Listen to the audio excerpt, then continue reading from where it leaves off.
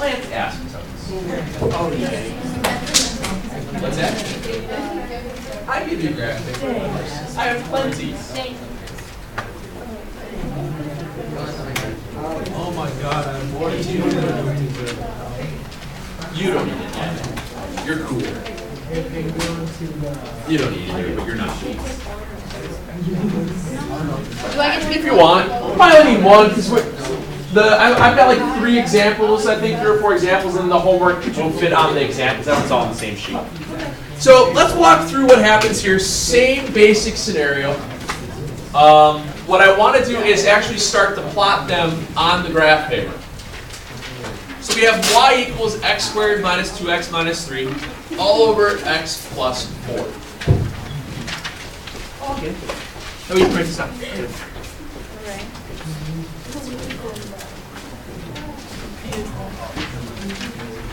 Sir?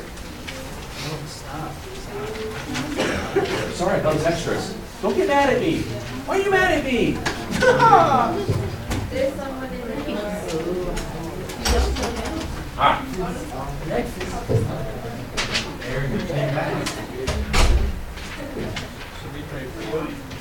Yeah, sir. Very good.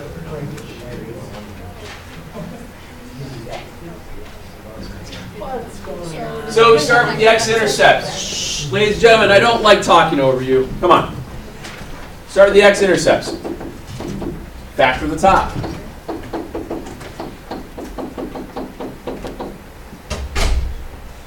X-intercepts at 3 and 1.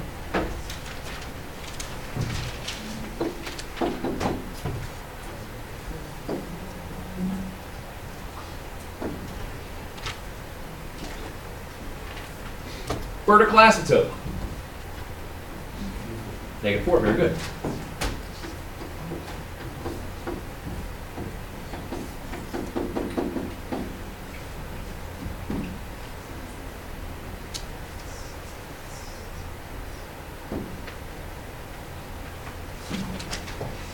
Horizontal asymptote.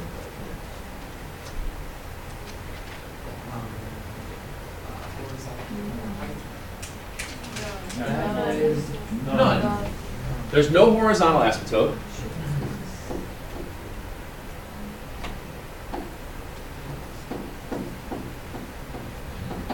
Okay? There's no horizontal asymptote, which means we have to figure out what in the world's going on here. Now, one thing we can do with the points on the right side of the asymptote is I can figure out the x-intercept, excuse me, the y-intercept pretty easily. What is the value for x at the y-intercept? 0. So if I put 0 in for x, what do I get for y? All right, so I know it's about here. Still doesn't help me a whole lot. This is where the new stuff comes in. What I want you to see here is notice the differences in the degrees between the numerator and the denominator. They're 1 apart. When your degrees are 1 apart versus top versus bottom, you're going to get what's called a slant asymptote. And the reason that we do to get that is we use long division. Wait, what did you just put that one? So if we take this polynomial and we write it out in terms of long division,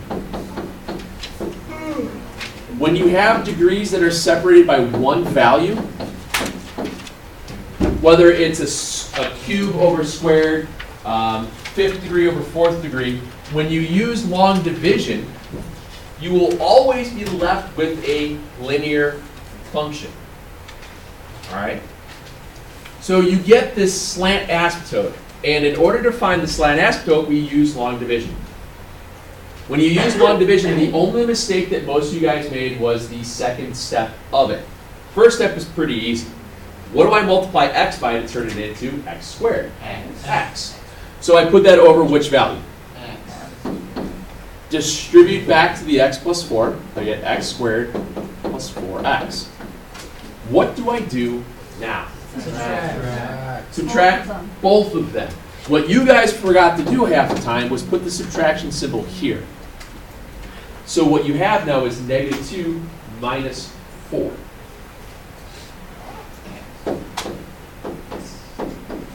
You get negative 6x minus 3. Your next step was then, how do you turn the x into a negative 6x? Good. Bring that back around again.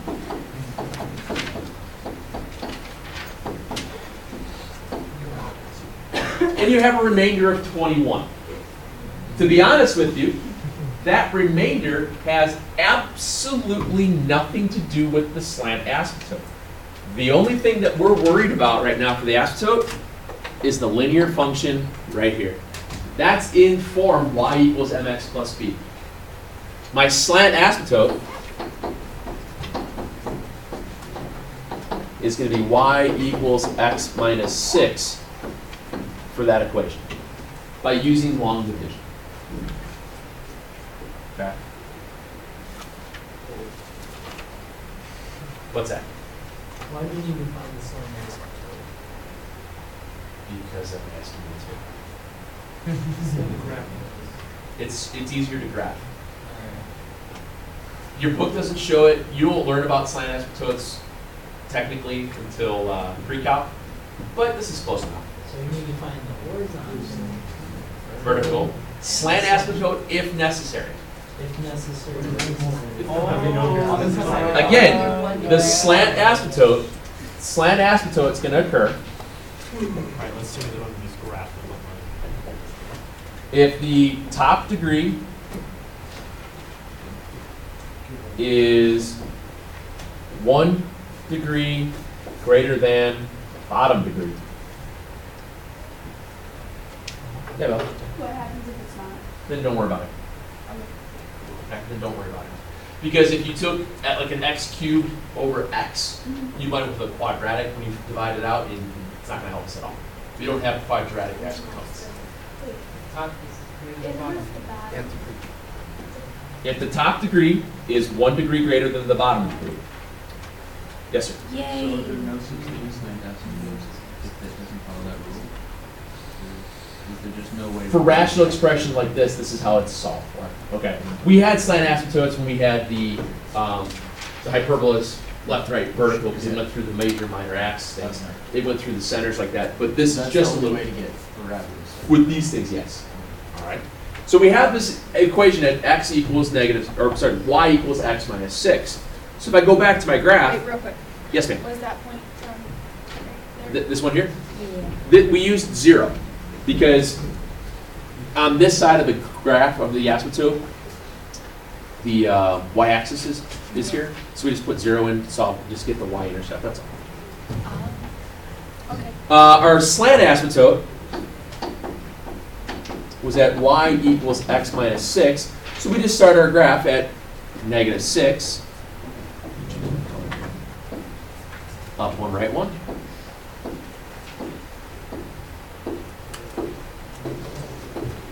I'd like you to make sure when you draw your asymptote in, try and fill it up as much as you can going all the way through.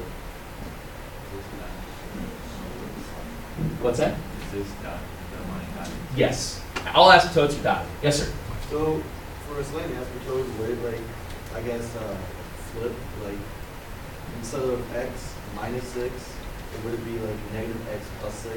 So you get basically the reciprocal of it. And then This is not like conics.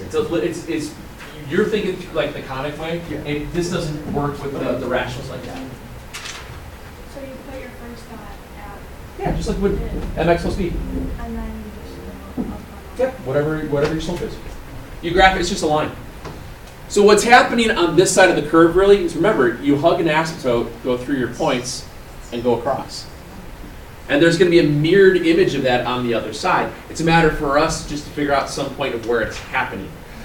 This example doesn't work into the range that we have very cleanly. So what I'm going to do real fast is show you what it looks like on the calculator. So take your calculator out and put this in your y equals real quick. The next example I have with the slant asymptote will show up on our 10 by 10. I just wanted to introduce you what this looks like. Yeah, go ahead. So your y equals, and we had Oh, I already forgot it. X squared minus 2x minus 3. Alpha y equals.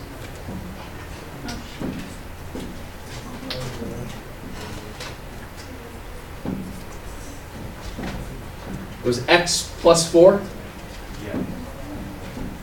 And if I graph this, oh, we have to mess around with our windows. I believe the best window for it was at like a plus minus 30, I want to say. Worked really well. You were going to ask? Oh, okay. So we change your window a plus minus 30. I think it works nicely. Oops.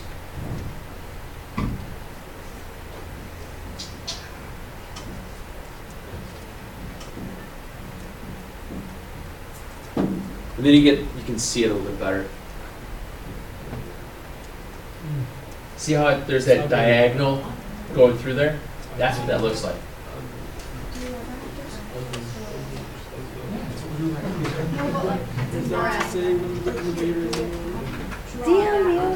Yeah, so we're doing right. Yeah. But hey, like I said though, I mean, I know that this one doesn't fit on our grid. I just said a minute ago, we're gonna have one in a minute that fits. I just wanted to show you how you find it to start with. That's all.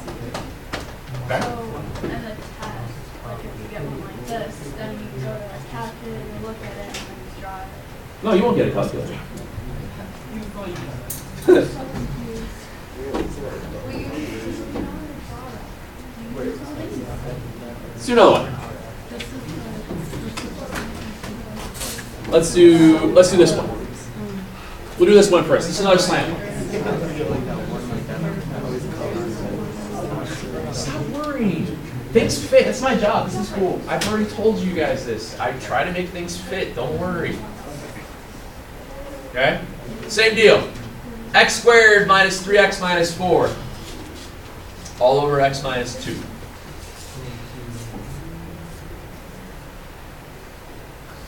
Go through the whole thing again. Each piece.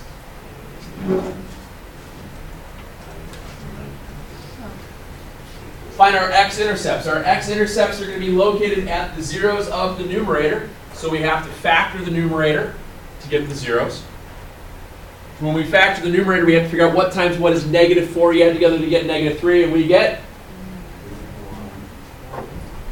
no. Yeah.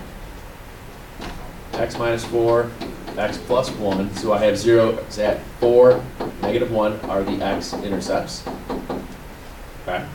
Just start with that. Plot it.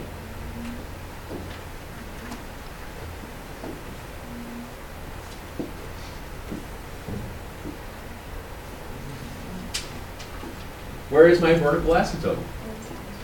Vertical. 2. Vertical asymptote's located at x equals 2. And you got that by setting the bottom equal to 0. Correct, because you can never divide by 0.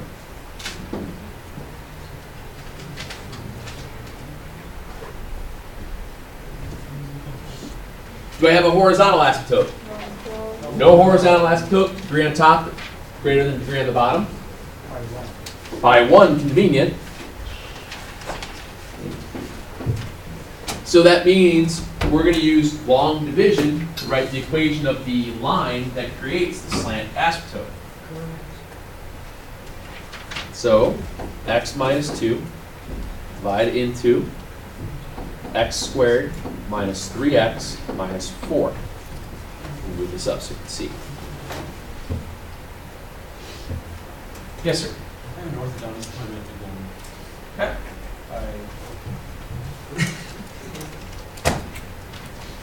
Might want to schedule this later. It was either in the morning or today. Or like next week. Big road merge, this is Have a good one. It's fine, viewers. I'm out of the class. How do you turn the x into an x squared? Multiplied by x. Multiply by x. So we have x squared minus 2x. Subtract everything, and you get negative x minus 4. Negative 3 minus a negative 2. So how do you turn negative x? I'm sorry, x into a negative x? Negative 1. And I honestly don't care about my remainder. So I'm done. I now have the equation of my slant asymptote, x minus 1. So I plot that on the graph.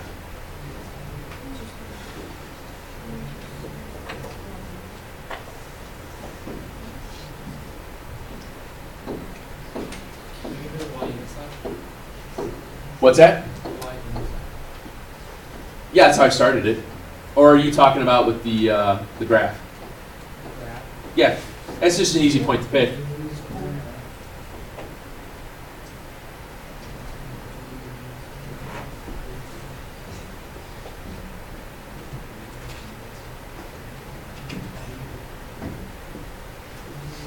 I guess. So now I have two asymptotes. Yes, ma'am.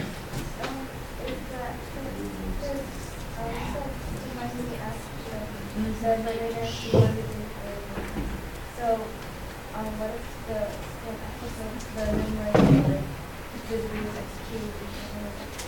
It would still work. Because how would you turn an x squared into an x cubed? You'd have to multiply it by x. That's the division, because that's the whole idea of multiplying out by doing those factors like that. You can still find it, as long as it's 1 degree more. Okay. Do the actual, what do you call those? What are they called? Asymptotes? No, the parabola things. Hyperbolas. They're actually Yeah, hyperbolas. hyperbolas, whatever. What was I gonna ask? No, I have a good question. First, I need to know what those are called. And then, how do you know? This sounds like a dumb question, probably, but between the asymptotes, how do you know which side the hyperbolas are on? That's a great question. Right now, with just our intercepts, we know that both of our curves are going to be here and here because those dots are here. I can't go any further than here because the restriction of the asymptote, same thing going this way. I know it's not going to be going that direction. It has to do in this. So I need to just find one other point to see what curve way it's going. And this is where it goes into, why not find that y-intercept by setting it equal to 0? Or setting x equal to 0. What do you got? There's no greater than or equal to. There's none of that. Okay, there's none of that. What if there's like 3 intercepts? Would that ever happen? It could. I don't know. I don't know off the top of my head. You guys in your worst case scenarios. If x is 0, what's y? 2. Everybody see that? 0, 0, 0. Negative 4 divided by negative 2 is 2. And if you remember when we did the hyperbolas in the conic section, once we did that rectangular box,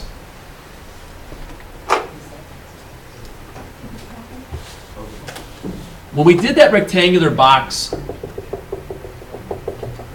and then we drew in those slant asymptotes before, we would hug the asymptote, go through that, hug the asymptote, hug the asymptote, go through that, hug the asymptote. Remember doing it that way? It's basically the same thing, but now we know 2 points that the curve goes through. So you hug the asymptote, go through the 2 points and come back up. I just need to find a secondary point on that other side. So just pick a number. Do I want to pick 5? Or 2? How about 3? How about 0? How about 5? If I pick 0, I already know it's at 2. I'm not on that side. I'm not in this region here. What's up? How did you know when it's Long division. okay, but I know like So if I use 5, 5's actually, if I did 5 earlier, it works out pretty quick. 5 squared is 25, subtract 15, subtract 4, and you get 6. 5 minus 2 is 3. So at 5, what's the value for y? And it's doing the same idea. And there's your curve. Yeah, Martine. Are they like theoretically a mirror image? So could you just use the slope? I wouldn't, just because sometimes it winds up on fractions. Okay. But in this case, I see what you're saying with that. It is a symmetrical off of that slant that they reverse themselves and pop through, just like you did before. The thing flops over sides. It's all reflections and translations in general. Okay. Just let go up. It's the Murphy saying of? No. Dumb luck. Sometimes you can get a weird fraction. It's one of the other Murphy isms. Like what?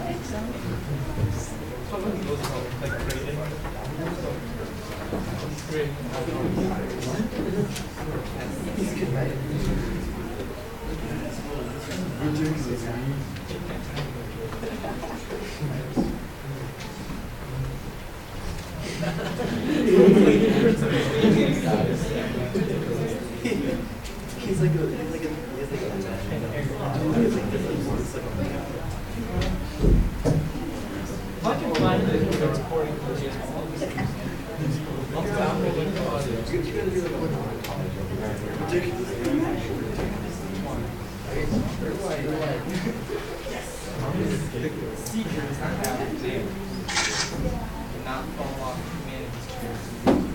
Let's try this one.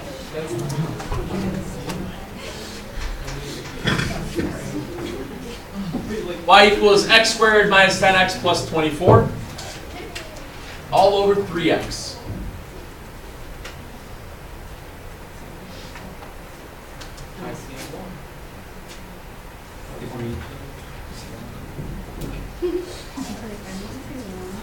Start at the top and work your way through all the steps. Your x-intercepts, zeros of the numerator.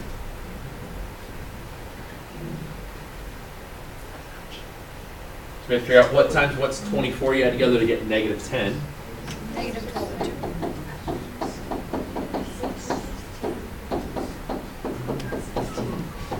2. So our x-intercepts will be at 6 and 4.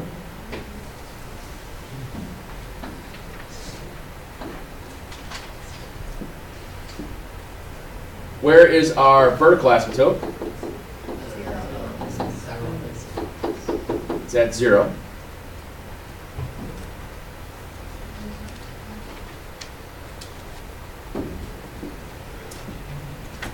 Do we have a horizontal asymptote? No.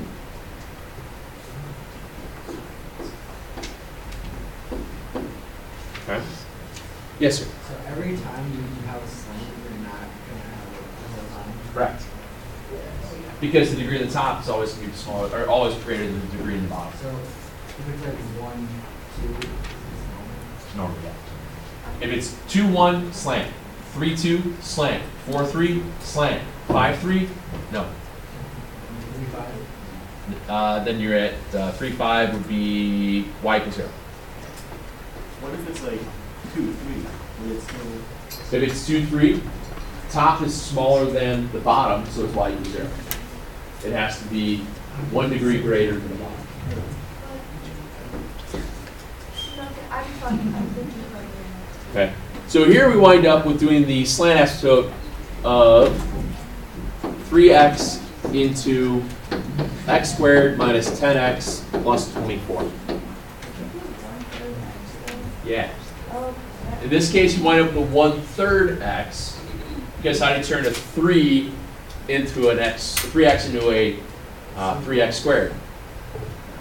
That's where you get your 1/3 x. Oh.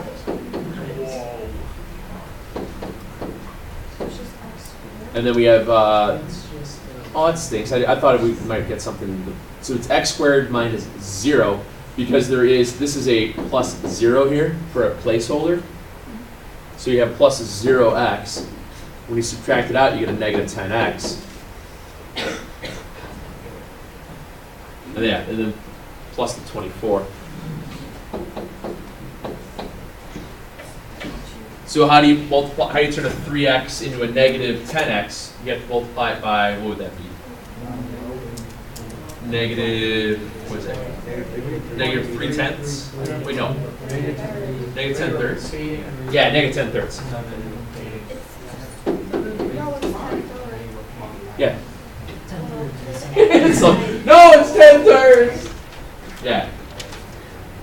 So unfortunately, this just winds up being kind of a crummy decimal to plot on the graph, but it's a third. It's 3 1/3.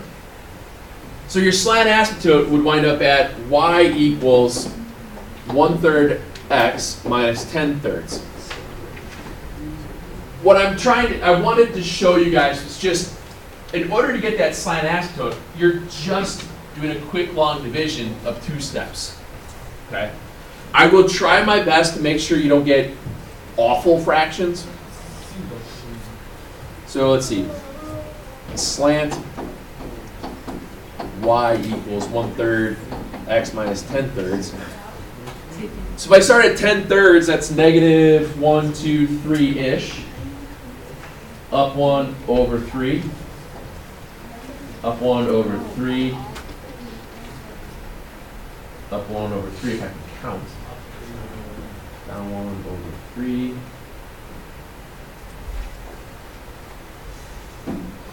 And I get a slant asymptote, I'm trying my best job. Kind of like that. And you can see how those 2 points are in that quadrant. Hey, how are you? Good to see you guys. So, yeah, after class. So you see how those 2 points are in that upper right quadrant, if you will? That means it's probably doing this, or hugging it, excuse me, just gotta hug it more. Because it's going to pass through this because of your intercept. Which means the other one should be down here as well. It's just a matter of taking points. Okay? Yes? Is the slant always gonna go like this? It could be negative. It could be. It's not always a positive slope. It could be a negative slope. It happens. It's just those quick examples there. What I want you guys to work on tonight, I've got, I think it was 6 of them. Let me double check what I gave third hour. It was 7. Was it 7 of them? I already put it on the website, didn't I? I don't know how. No, it was 7. 7 of them? Sorry, forget. 7, 6, 7. No. Why was 6 in front of 7? 7, 8, 9. Do those, please. Okay? You got the graph paper right there. Try and put them on the graph paper. Remember your ordered pairs, things like that. Try not to use your calculator. Why are we all These are all graphs. Okay?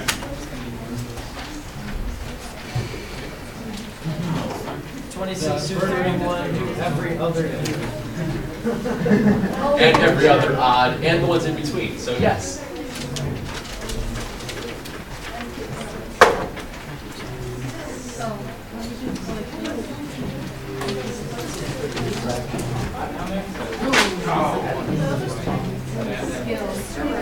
Yo! No, I think we might do one Friday. I haven't figured that out yet. I'll figure that. I'll go from there. What's that? No, she asked if there was a quiz tomorrow. I said not tomorrow, maybe Friday.